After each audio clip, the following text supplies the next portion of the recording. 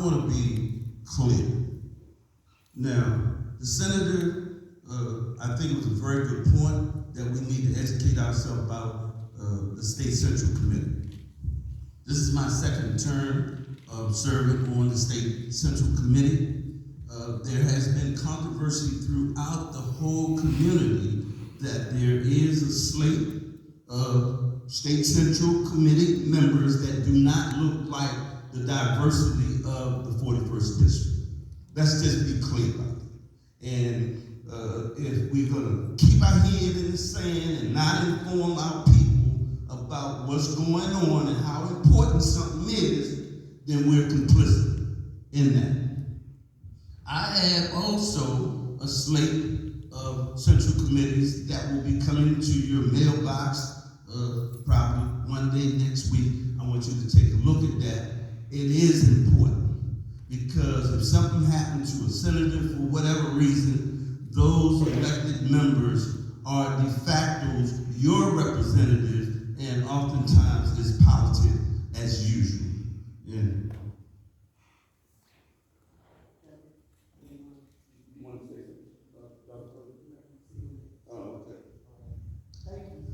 Thank you. We have one more question. We actually have two. I'm sorry. We're a little bit behind, but I want to make sure our audience who came here and sat the whole time be able to ask that question. Ms. Ashley. Hello. To me, like, the blueprint funding is like the most important piece of legislation, and Baltimore City Public Schools is already behind on some of the blueprint requirements, especially around community access and engagement. Will you all commit to coordinating the Baltimore City Delegation Working Group to make sure that the stakeholder groups and all those processes are happening as a form of accountability on a regular basis? And also, will you guys advocate against permanent school closures, because that actually contributes to voter suppression, because those are hubs for the community and polling places? Ma'am, I couldn't hear clearly the last part of the question about closing. Oh, I said, will you commit to advocating against permanent school closures, because that contributes to voter suppression and because they're polling places? Okay, when you say permanent school closures? Permanent school closures are done for various reasons, whether it's the building construction, but the blueprint was passed in order to fix those disparities. So I think any type of permanent school closure before the blueprint is implemented is almost criminal. Mm-hmm.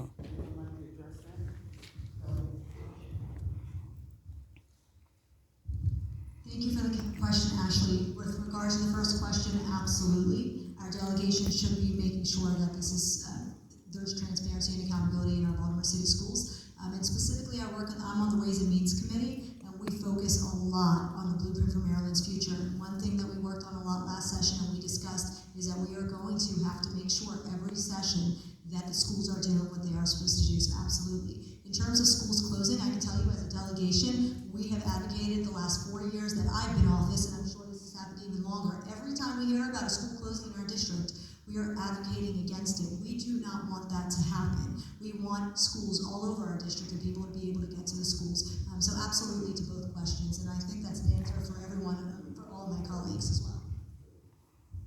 Also, I was on Ways and Means. I was on the Education Subcommittee and was part of that process. Now, we have to understand that the way that they calculate the formula, and also Baltimore has lost populations. So when you look at the numbers, when you speak about closing of certain schools, we were fortunate enough in the 41st District to have the largest number of 21st century schools. And that was a good thing. But the other part of that, you can have a building, but you also have to have the infrastructure to make sure that learning is taking place, technology is there, and etc. And I was just joking with the timekeeper that I had proposed a bill that based upon a disproportionate amount of red lights and speed cameras being in specifically black and brown communities, that $20 million of that money will be allocated for technology in the school, because anybody who's sitting up here know that there's a wide disparity between Roland Park schools and some of these schools that are on the lower end, where the socioeconomic is very different from Roland Park and those other areas. So we have to be conscious of those factors that goes into that too.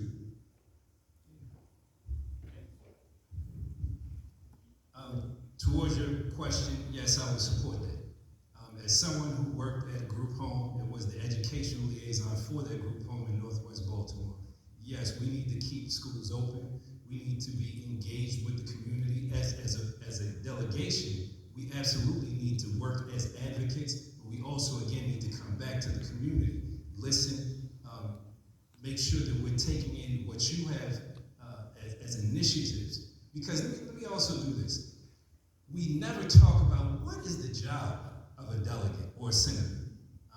What is the role? We don't talk about the role is to deal with policy, either through creation, amendment, or repeal. And then on the other side, the allocation of public revenue, the mechanism of driving those initiatives.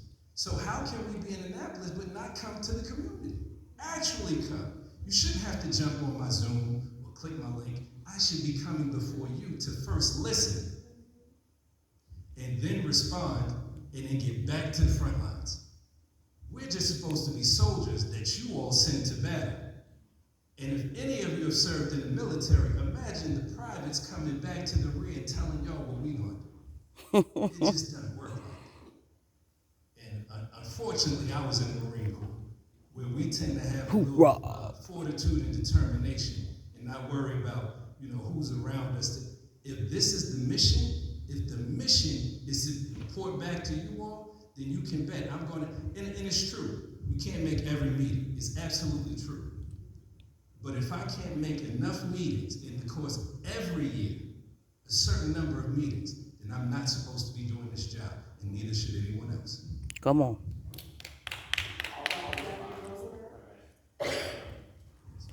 As I said at the outset, being a delegate, being a senator, is policy and neighborhoods.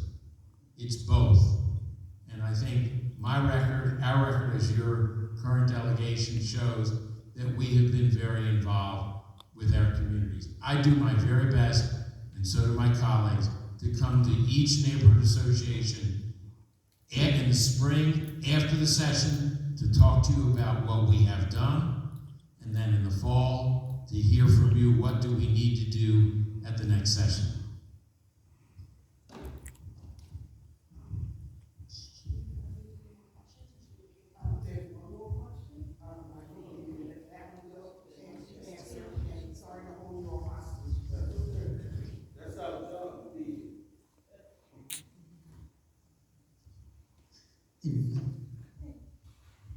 Hello, everyone. Good evening. My name is Katrina Armwood. I'm a resident of the Lyndhurst community. And I first would like to thank Delegate Bridges and Senator Jill Carter for always supporting Southwest as well as Edgerton Westside High School. So thank you guys so much. But my question is, Delegate Rosenberg, you mentioned that Edmondson was on the list of schools to be renovated, but funds had run out. You said they were this close, but it just didn't make the list. So my question for you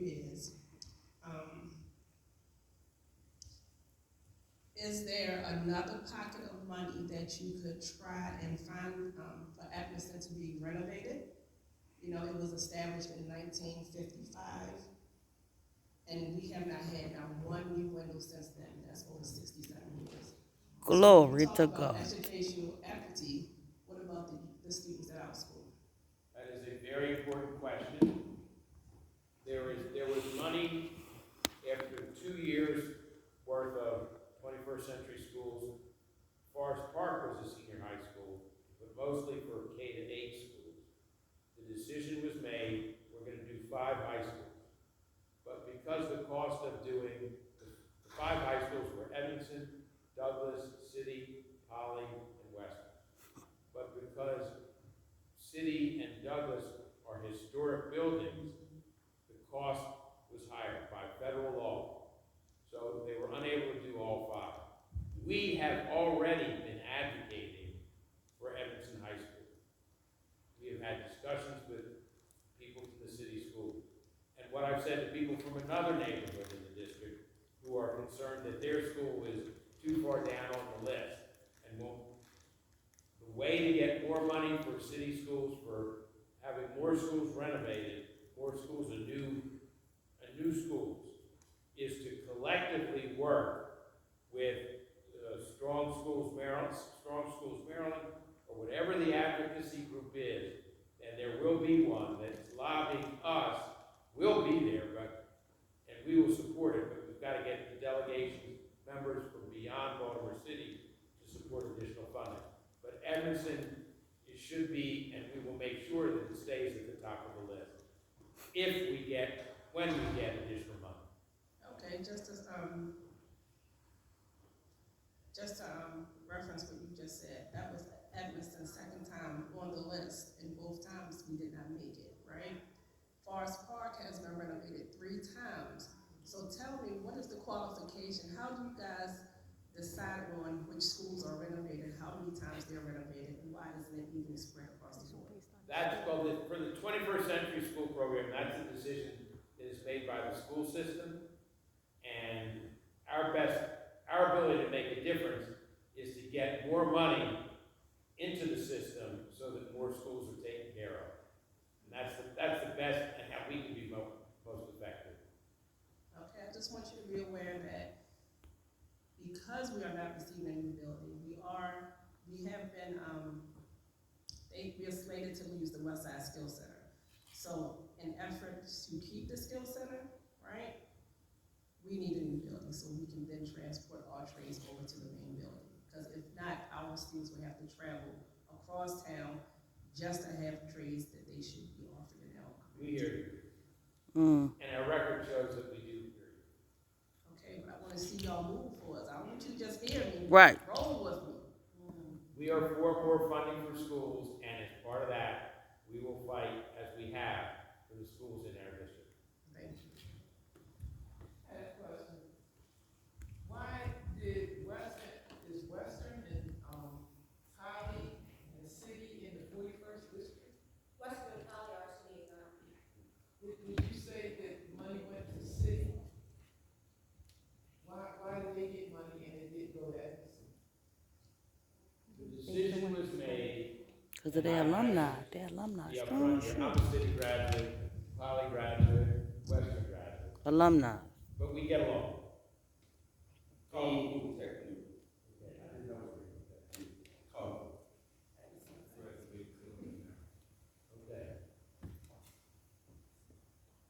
We don't politicize the process of which schools are getting funded. Okay, so the school system goes through a process. There is public input, but initially they were going to do 5 high schools. But because of federal law regarding historic buildings, whether it's a school, whatever it may be, if there's public money that goes into renovating or changing an historic structure, you have to meet certain standards. So because of that, the cost for City and Douglas went up. And that meant that under the current allocation of funding, there was not enough money to do Evanston. But we have already been advocating for Evanston, Senior High and West Side, and we will continue to do so. Thank you. Answer my question, because city is not in the 41st district. No. You said about historically. This is a decision that is made citywide. So if there are buildings, over the course of the process, every part of the district is taken care of. Every part of the city is taken care of. So we defer to the judgment. But city got money that was allocated for I would put it. The school system thought that the money allocated was enough for all 5 schools. But because of the historic nature and the federal law, it became more expensive, and they made the decision, the school system, that they would do those 4 schools and not Edmondson. And we have been working to try and get Edmondson done the next time. So the school system has to say about where the money goes. What role do you play in it? If they had the final say. We can advocate, but we didn't want to be, and we have advocated for Edmondson. And we haven't prevailed yet, but we will keep at it. Thank you. Mr. Irvin? I think to both of the questions, what you're asking is where is the overall, we use the word advocate a lot, and advocate a lot. But effectively, you want to see people in Annapolis representing your district with pom-poms and stuff going off. We're supposed to be the biggest advocate for this district. And so that was one of the questions. My daughter played 3 sports, basketball, volleyball, and ran track. And at every track meet, at every game, I'm looking for where is the support for this school in particular, but for Baltimore City schools in general. Where is the elected advocacy to show up in support of the schools? Where is the parental advocacy to show up in support of the schools? Like I said, my daughter graduated June 10th, and I still showed up at a team meeting just 2 weeks ago because I wanted the coach to understand that I'm not going anywhere. I'm going to be one of the biggest advocates. I'm going to be one of the biggest turn-ups to make sure that you have a parent group to support these sports, to then make sure that we're part of the school. Now, what does that mean to the delegation? As it pertains to Annapolis, I don't care what's going on holistically as a program. Every year, if our children are our biggest thing that we should worry about, how is that not the biggest thing to advocate for? Every year, I need to have something on the desk, some type of something that is saying we are putting the children first every year. It doesn't matter what the governor's doing. It's what is our focus as a community and as a district. If the children come first, that should be the foremost issue at the start of every session every year, in my opinion. Thank you so much, everyone. This is it. We're cut off. We did know from the school coordinator we were okay to run overtime. However, I do know that everyone's time is very important. I just wanted to point out that Ms. Katrina Armwood is the community site coordinator for Edmondson High School. So she's been very, very active in the district, as well as not just about Edmondson High, but about everything in Southwestern District, along with the Southwestern District Police. So I appreciate all those efforts on her part, as well as everyone in the Southwestern Police District.